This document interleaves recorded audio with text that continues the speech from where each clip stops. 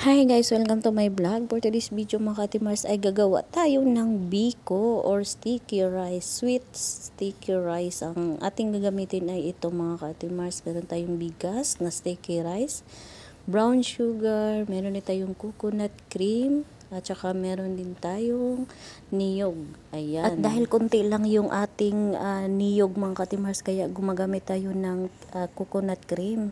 At syempre mga katimars, unahin natin ang ating bigas, ating hugasan yan. Hugasan natin ng maigi. At ating lutuin. Ayan. Konti lang yung tubig ilagay natin mga katimars. Konti lang talaga para hindi masyadong malambot ang ating biko. Ayan. Pagkatapos nyan, lagyan natin ng kunting asin. At saka naglagay din tayo ng ginger dyan mga katimars. Pagkatapos nyan ay pigain natin yung ating niyog. Kinuskus na niyog yan mga katimars. Pagkatapos nyan ay ating isalang palalabasin lang natin yung mantika ng ating niyog mga katimars. Pagkatapos nyan ilagay natin ang ating cream, coconut cream. Ayan. Mas maganda talaga sa probinsya mga katimars, hindi na kailangan maglagay tayo ng coconut cream. Kaya lang dito sa UAE, wala tayong ibang choice. Ang importante mga katimars ay makakain tayo ng biko. Sobrang nakakamiss na kasi. So naglagay din tayo ng luya mga katimars or ginger. Ayan, para mas mabango ang ating biko.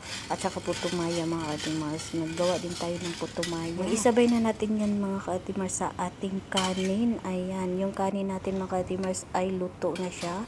Tapos itabi lang natin muna yan. At pagkatapos yung coconut sauce ay nilagyan na natin ng brown sugar. Ayan, pakuluin natin ng masyado mga katimars. Pagkatapos niyan ay naglagay din tayo ng grapes.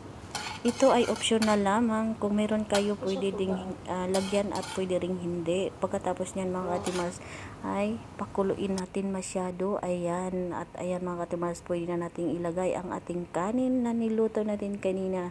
Ayan. Masarap na yan mga katimars. Ang kalahating kanin natin mga katimars ay tinabi natin dahil gagawin din nating putumaya. Ayan.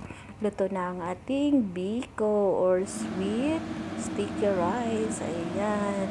Nilagyan din natin ng coconut cracker sa ibabaw at saka dried grapes. Maraming po salamat sa inyong panonood guys. For more video, please subscribe sa aking YouTube channel para updated po kayo sa aking mga video. Maraming salamat. Have a great time.